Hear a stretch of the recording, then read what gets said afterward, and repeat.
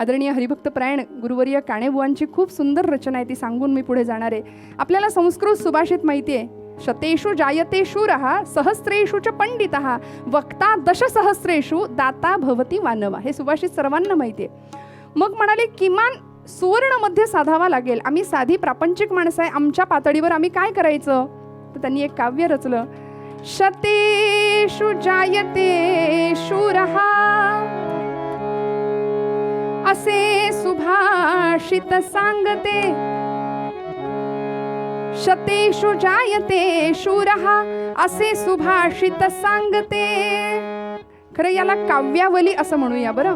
कव्वाली सारखं जरी वाटलं तरी सुद्धा शूर जरी ना झाला तरी तू, बरं का. सुभाषितकार म्हणाला 100मध्ये एक शूर जन्माला येतो. आम्ही शूर नाही झालो, नाही शूरत्व जमलं, नाही सगळ्यांना सीमेवर जाऊन लढायला शक्य. किमान पक्ष काय करूया? शूर जरी ना झाला तरी तू, अरे शूर जरी ना झाला तरी तू भ्याडपणाही करू नको. ऐक सांगतो, ऐक राजा बोल हिताचे सांगतो.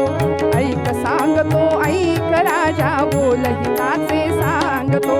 ऐक सांगतो. क्या बात.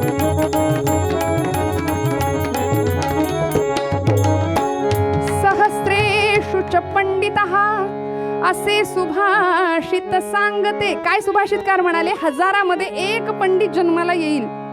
आता पांडित्य ही गोष्ट एवढी दुर्मिळ आहे की 1000 माणसांच्या मध्ये एखादा विद्वान असू शकतो. राहिलं बाजूला आम्ही सर्वसामान्य साधी माणसं, नाही जमलं पांडित्य, किमान पक्ष काय करू शकतो? पंडित जरी ना झाला तरी तू, अरे पंडित जरी ना झाला तरी तू जगी अडाणी राहू नको. ऐक सांगतो, ऐक राजा बोल हिताचे सांगतो. ऐक सांगतो, ऐक राजा बोल हिताचे सांगतो. ऐक सांगतो, ऐक राजा बोल हिताचे सांगतो.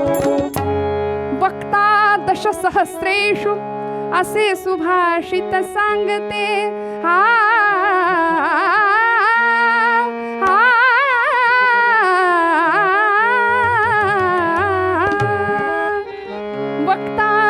सहस्रेषु असे सुभाषित सांगते.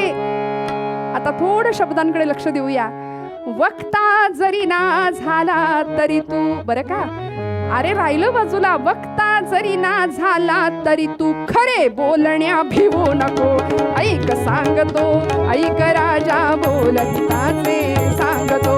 ऐक सांगतो, ऐक राजा बोल हिताचे सांगतो. ऐक सांगतो, ऐक राजा बोल हिताचे. दाता भवति मानवा असे सुभाषित सांगते. दाता जरी ना झाला तरी तू कृपणपणा हे करू नको. एवढं तर आम्ही करू शकतो. दातृत्व नाही जमलं, निदान हात आखडता अगदीच कंजूषपणा तरी बरा नाही ना.